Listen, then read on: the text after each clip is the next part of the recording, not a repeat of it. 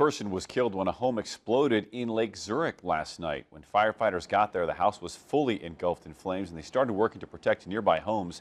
A neighbor's camera captured the moment that explosion took place, sending two children playing outside running. The Lake County Sheriff's Office now saying a body was found in that rubble, and the 77-year-old man who owns the home is missing. They have not released any identity yet. All of the neighbors were accounted for, and no firefighters were hurt. And if